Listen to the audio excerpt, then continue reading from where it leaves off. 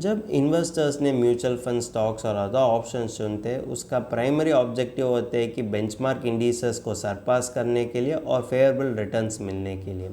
Benchmark indices में Nifty 50 के पास ही proven historical track record होते हैं। उसके साथ इन्वेस्टर तो निफ्टी मिड कैप और स्मॉल कैप भी कंसिडर कर सकते हैं, क्योंकि इसका स्टॉक्स तो इंडियन स्टॉक मार्केट में हाई ग्रोथ पोटेंशियल होते हैं। उसके बाद मल्टी कैप पीएमएस भी एक अच्छा तरीका हो सकते हैं, क्योंकि ये तो इन्वेस्टर के लिए ज़्यादा फ्लेक्सिबिलिटी देते हैं कि इन्वेस्टर चाहते हैं तो निफ्टी 50 स्टॉक्स में भी इन्वेस्ट कर सकते हैं, मिड कैप और स्मॉल कैप स्टॉक्स में भी इन्वेस्ट कर सकते हैं। आज यह वीडियो में हम देखेंगे कि उसी तरह फ्लेक्सिबिलिटी देने वाले इन्वेस्टमेंट व्हीकल, और वो होते हैं कि आस्क ग्रोथ पीएमएस। यह वीडियो में हम देखें कि यह आस्क ग्रोथ पीएमएस आपका आइडियल इन्वेस्टमेंट व्हीकल हो सकेंगे या नहीं, यह फ्लेक्सिबिलिटी आपको फाइनेंशियल गोल्स अचीव करने के लिए मदद कर सकेंगे या नहीं। चलो वीडियो शुरू करते हैं। हेलो दोस्तों, welcome to holisticinvestment.in YouTube channel. अब ये पीएमएस के बारे में डिटेल एनालिसिस करने से पहले हम देखें कि आस्क ग्रोथ तो क्या होता है और इसका जनरल आउटलुक। अगर देखें तो आस्क ग्रोथ तो well known financial services provider तो माना जाता है, और ये तो एक्सपर्ट होते हैं कि वेल्थ और इन्वेस्टमेंट मैनेजमेंट में। और यह तो रिचेस्ट फैमिलीज इन इंडिया इसको इन्वेस्टमेंट व्हीकल की तरह कंसिडर करने के कारण इसके लिए ज़्यादा रेप्यूटेशन भी होते हैं। और तो 1983 में शुरू कर दिया जाता है, और यह तो इसी कारण के लिए पॉपुलर होते हैं क्योंकि यह तो मल्टी फैमिली ऑफिस होते हैं और असर्ट मैनेजमेंट हैंडल करते हैं और उसके साथ प्राइवेट इक्विटी हैंडल करते हैं। और देखें तो यह तो वेल्थ कंसल्टिंग ऑपरेशंस भी करने के कारण यह तो ज़्यादा पॉपुलर होते हैं अमॉन्ग इन्वेस्टर्स। और देखें तो पास्ट 39 ईयर्स में यह पोर्टफोलियो तो ज़्यादा समय तो बेंचमार्क इंडेक्स से भी ज़्यादा रिटर्न देने के कारण यह तो इन्वेस्टर का ट्रस्ट भी बिल्ड कर दिया जाते हैं। अब हम देखते हैं कि आस्क ग्रोथ पोर्टफोलियो का जनरल ओवरव्यू। यह तो जनवरी 2002 में इंट्रोड्यूस कर दिया जाता है, और इसका मिनिमम टिकट साइज होता है कि ₹50 लाख। यह तो by and hold strategy with minimal churn को फॉलो कर दिया जाता है। इसका प्राइमरी इन्वेस्टमेंट एट्रीब्यूट होता है कि वो तो लॉन्ग टर्म पर्सपेक्टिव से देखते हुए ग्रोथ ओरिएंटेड स्टॉक्स तो अट्रैक्टिव प्राइसेस में लेते हैं, जिसके वजह से वो तो इन्वेस्टर के लिए medium to long term returns दे सकते हैं।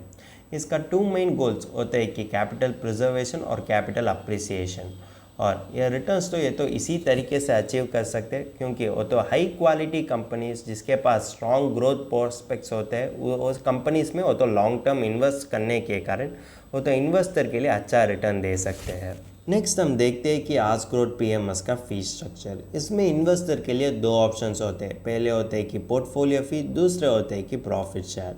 इसमें देखें तो पोर्टफोलियो फ़ी के लिए इन्वेस्टर तो 1.5% ऑफ द कैपिटल को खर्च करने की ज़रूरत पड़ती है, और प्रॉफिट शेयर जब इन्वेस्टर का प्रॉफिट तो 10% से भी एक्सीड होते उस समय वो तो 20% खर्च करने की ज़रूरत पड़ती है। उसके बाद हम देखते हैं कि मार्केट कैप एलोकेशन और कि सेक्टर एलोकेशन। ये तो प्रिडोमिनेंटली लार्ज और मिड कैप में इन्वेस्ट कर दिया जाता है। लार्ज कैप में ये तो अप्रॉक्सीमेटली 71% इन्वेस्ट कर दिया जाता है, और मिड कैप में ये तो अप्रॉक्सीमेटली 29% इन्वेस्ट कर दिया जाता है। सेक्टोरल एलोकेशन देखेंगे तो ये तो ज़्यादा एनबीएफसी में इन्वेस्ट कर दिया जाता है, और उसके बाद रिटेल और एफएमसीजी में इन्वेस्ट कर दिया जाता है। अब हम देखेंगे कि आस्क ग्रोथ पीएमएस का आइडियल इन्वेस्टर बनने के लिए आपको क्या क्वालिटीज़ की ज़रूरत पड़ती है। अब तो मिनिमम 50 लाख इन्वेस्ट करने की ज़रूरत पड़ती है, और आपका इन्वेस्टमेंट तो लॉन्गर टाइम हॉरिजॉन के लिए होना चाहिए। और आप तो टॉप बैंकिंग स्टॉक्स जैसे HDFC bank, ICICI bank, Axis, SBI, Kotak आपका पोर्टफोलियो में ना होना चाहिए, तो आप तो यह पीएमएस को कंसिडर कर सकते हैं। और आप तो हाई रिस्क एपेटाइट और हाई पेशेंट इन्वेस्टर भी बनना चाहिए, और मार्केट की अप्स एंड डाउन्स और की शॉर्ट टर्म लॉसेस लेने के भी तैयार होना चाहिए। और इम्पॉर्टेंट चीज़ होती है कि आप तो फंड मैनेजर पर पूरा विश्वास रखना चाहिए, और आप तो इसी तरह विश्वास रखना चाहिए कि फंड मैनेजर आपका इन्वेस्टमेंट व्हीकल वजह से आपको अच्छा रिटर्न दे सकेंगे। अब हम देखें कि आस्क ग्रोथ पीएमएस किस तरीके वजह से उस स्टॉक्स को चुनते हैं। ये तो यूनिवर्स में होने वाले टॉप 500 कंपनीज को फिल्टर कर दिया जाते हैं, और स्टेज 1 में देखेंगे तो ये टॉप 500 कंपनीज जो कंपनीज पिछले 4 क्वार्टर्स में 200 करोड़ से भी ज़्यादा प्रॉफिट बिफोर टैक्स जनरेट कर दिया जाता है, उसको फिल्टर करते हैं। स्टेज 2 में देखें तो ये फिल्टर आने वाले कंपनीज फिर पिछले कुछ साल के लिए जो companies 25% sustain core of ROC generate कर दिया जाते हैं, वो कंपनीज को फिल्टर करते हैं। स्टेज 3 में देखें तो स्टेज 2 फिल्टर करने वाले कंपनीज तो जो कंपनीज अगले 3 to 5 साल के लिए 15% अर्निंग ग्रोथ होते हैं वो कंपनीज को फिल्टर कर दिया जाता है, जिसके वजह से वो तो अंडर परफॉर्मिंग कंपनीज को एलिमिनेट कर सकते हैं। स्टेज 4 में वो तो मैनेजमेंट क्वालिटी देखते हैं, और मैनेजमेंट क्वालिटी में चीज़ होते हैं कि इंटेग्रिटी, विजन, एग्जीक्यूशन कैपेबिलिटीज़ और की कैपिटल डिस्ट्रीब्यूशन। ये सभी चीज़ों पर ध्यान रखकर हो तो मैनेजमेंट क्वालिटी देखते हैं और उस तरीके से वो स्टॉक्स को फिल्टर कर दिया जाते हैं। और स्टेज 5 और फाइनल स्टेज देखेंगे तो फाइनली उसके पास 20 to 25 स्टॉक्स तो चुन कर दिया जाते हैं, जिसके वजह से इन्वेस्टर के लिए वो तो अच्छा रिटर्न दे सकेंगे। अब ये आस्क ग्रोथ पीएमएस रिटर्न्स के साथ अब बेंचमार्क रिटर्न से कंपेयर किया तो ये आस्क ग्रोथ पोर्टफोलियो तो लॉन्गर टाइम फ्रेम में इन्वेस्टर के लिए बेंचमार्क से ही ज़्यादा रिटर्न ही दे चुका है, और इसका मैक्सिमम होता है कि 20% पोस्ट कोविड। अगर इसका overall performance of the portfolio देखें तो ये तो ज़्यादा स्ट्रॉन्ग लग रहे हैं, क्योंकि सिंस इंसेप्शन ये तो 18.70% तो क्यूमुलेटिव रिटर्न दे चुका है। अब इसको BSE 500 बेंचमार्क इंडेक्स TRI से कंपेयर किए तो यह चार्ट वजह से इन्वेस्टर के लिए यह जानकारी मिलती है कि यह आस्क ग्रोथ पीएमएस रिटर्न्स तो इन्वेस्टर के लिए बेंचमार्क तो बीट कर दिया जाता है, लेकिन वो तो लॉन्ग टाइम फ्रेम में। अगर आपने मीडियम टाइम फ्रेम में देखेंगे तो यह तो ज़्यादा अंडर परफॉर्म भी कर चुका है। अगर देखेंगे तो इसमें ग्रेटर ड्रॉडाउन्स भी होते हैं अगर आपने बेंचमार्क इंडेक्स से कंपेयर किए तो। अब यह वाइडली रिकॉग्नाइज निफ्टी 50 रिटर्न्स को आस्क ग्रोथ पोर्टफोलियो रिटर्न्स से कंपेयर किए तो ये आस्क ग्रोथ पोर्टफोलियो रिटर्न्स तो निफ्टी 50 से थोड़ा सा ज़्यादा रिटर्न ही दे चुका है, और वो तो भी लॉन्गर टाइम फ्रेम में। लेकिन मीडियम टाइम फ्रेम में उसका रिटर्न तो उतना अट्रैक्टिव नहीं होते। अगर देखें तो पिछले 4 to 5 वर्ष में देखेंगे तो ये तो ज़्यादा समय बेंचमार्क और निफ्टी 50 को अंडर परफॉर्म भी कर चुका है। क्या कारण हो सकते हैं ये अंडर परफॉर्मेंस के लिए? कारण हो सकते हैं कि तो टॉप बैंकिंग स्टॉक्स को नेगलेक्ट करने के कारण ये तो सस्टेनेबल रिटर्न तो इन्वेस्टर के लिए नहीं दे सकते हैं। और देखें तो ज़्यादा बैंक का स्टॉक्स तो पोस्ट कोविड-19 के बाद इसका प्राइस तो ज़्यादा बढ़ गए, लेकिन यह पोर्टफोलियो में वो स्टॉक्स का एक्सपोजर ना होने के कारण यह तो ज़्यादा अंडर परफॉर्म कर चुके हैं रिसेंट टाइम्स में। अब यह आस्क ग्रोथ पीएमएस को हम एक्टिवली मैनेज म्यूचुअल फंड से हम कंपेयर करते हैं। अगर देखेंगे तो यह पीएमएस तो बेंचमार्क इंडेक्स से कंपेयर किया तो भी यह पीएमएस तो ज़्यादा एक्सपेक्टेशंस होते हैं कि वो बेंचमार्क इंडेक्स से भी ज़्यादा रिटर्न देने के लिए, क्योंकि इन्वेस्टर तो हाई फी और ऑपरेटिंग कॉस्ट के लिए ज़्यादा खर्च करने के कारण इन्वेस्टर एक्सपेक्ट करते हैं कि वो पीएमएस तो इंडेक्स से ज़्यादा रिटर्न देने के लिए। अगर आपने एक्टिवली मल्टी कैप फंड से कंपेयर किए तो भी एक्टिवली मल्टी कैप फंड्स तो यह पीएमएस को आउट परफॉर्म भी कर चुका है, और यह कारण के लिए इन्वेस्टर तो सभी इन्वेस्टमेंट व्हीकल पर ध्यान रखकर ही सही इन्वेस्टमेंट व्हीकल चुनना चाहिए। मल्टी कैप फंड में भी रिस्क होते हैं, लेकिन रिटर्न इससे भी ज़्यादा होने के कारण इन्वेस्टर तो मल्टी कैप फंड में भी इन्वेस्ट कर सकते हैं और फाइनेंशियल गोल्स अचीव करने के लिए। और मल्टी कैप फंड्स तो इन्वेस्टर के लिए फ्लेक्सिबिलिटी भी दे सकते हैं जो पीएमएस नहीं दे सकते हैं। हर इन्वेस्टमेंट प्रोडक्ट और इन्वेस्टमेंट व्हीकल का इंपॉर्टेंट चीज़ होता है कि टैक्सेशन। हमने देखने वाले अर्लियर कंपैरिजन में सब तो प्री टैक्स रिटर्न ही होते हैं, और जब आपने पोस्ट टैक्स रिटर्न्स को कंसिडर करते हैं डिफरेंस तो ज़्यादा हो सकते हैं।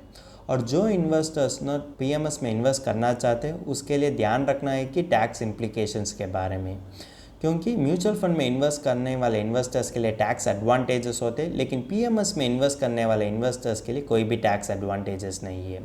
कारण यही है कि यह डिविडेंड्स तो इन्वेस्टर की इनकम के साथ जोड़ दिया जाता है और उस पर टैक्स भी डाल दिया जाता है। यह टैक्स होने के कारण इन्वेस्टर का पीएमएस रिटर्न तो ज़्यादा कम हो सकते हैं।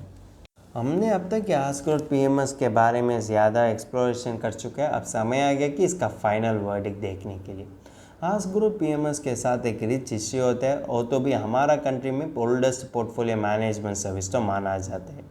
इसका अलार्मिंग फैक्ट हो सकते हैं कि तो पिछले 5 वर्ष में बेंचेक्स इंडेक्स और कि निफ्टी 50 से भी कम रिटर्न इन्वेस्टर के लिए दे चुका है। लेकिन शॉर्टर टाइम फ्रेम में ये अंडर परफॉर्म्स तो तीखे होते हैं, लेकिन लॉन्गर टाइम फ्रेम में ये अंडर परफॉर्म्स तो इन्वेस्टर के लिए अच्छा नहीं दिखते हैं। और ये पीएमएस देखेंगे तो actively manage multi cap fund से ही इन्वेस्टर के लिए कम रिटर्न दे चुका है। जब multi cap fund similar category में पीएमएस को आउट परफॉर्म करते हैं तो इन्वेस्टर पर यह विचार होता है कि हम क्यों म्यूचुअल फंड में इन्वेस्ट कर सकते हैं, क्योंकि म्यूचुअल फंड में कम कॉस्ट ही होते हैं और वो तो भी अच्छा रिटर्न दे सकते हैं पीएमएस के साथ कंपेयर किया तो वो तो फ्लेक्सिबल भी होते हैं इन्वेस्टर के लिए। ये सभी चीज़ों के कारण इन्वेस्टर तो म्यूचुअल फंड के बारे में ज़्यादा सोचते हैं वो पीएमएस से कंपेयर किए तो। और देखें तो इसमें लैक ऑफ एक्सपोजर होते हैं कि टॉप बैंकिंग स्टॉक्स के।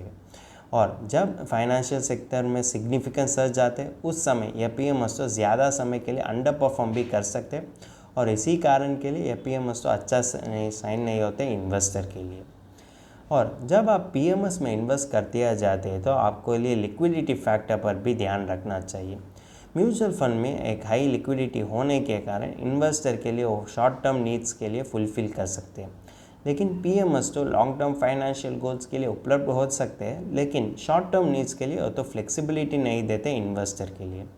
इसलिए सभी चीज़ों अपने ध्यान रख कर ही आप तो म्यूचुअल फंड में भी इन्वेस्ट करने की कोशिश करते हैं। अब कंक्लूजन ये है कि आज गुड पीएमएस के बावजूद आप तो म्यूचुअल फंड में इन्वेस्ट कर सकते हैं और कि अदर परफॉर्मिंग एईएफ और पीएमएस पर भी इन्वेस्ट कर सकते हैं, जिसके वजह से आपको फाइनेंशियल गोल्स अचीव करने का मौका तो ज़्यादा हो सकते हैं। अगर आपने आज गुड पीएमएस के बारे में डिटेल एनालिसिस इंग्लिश में पढ़ना चाहते हैं तो हमारा आर्टिकल पढ़ सकते हैं, और इस आर्टिकल का लिंक तो डिस्क्रिप्शन में दिया गया है। अगर तुमको इस टॉपिक में और कोई अदर फाइनेंस और इन्वेस्टमेंट रिलेटेड टॉपिक में संदेह है तो हमारा फाइनेंशियल एक्सपर्ट के साथ अपॉइंटमेंट बुक कर सकता है। अपॉइंटमेंट का लिंक डिस्क्रिप्शन में दिया गया है। और फिर इन्वेस्टमेंट के बारे में और फाइनेंस के बारे में तुमको ज़्यादा बताना चाहिए तो हमारा लाइव वेबिनार अटेंड कर दीजिए। वेबिनार का लिंक भी डिस्क्रिप्शन में दिया गया है। वेबिनार एब्सोल्युटली फ्री है। इस वीडियो तुमको पसंद है तो लाइक कर दीजिए, फ्रेंड्स के साथ शेयर कर दीजिए और ज़रूर सब्सक्राइब कर दीजिए। धन्यवाद।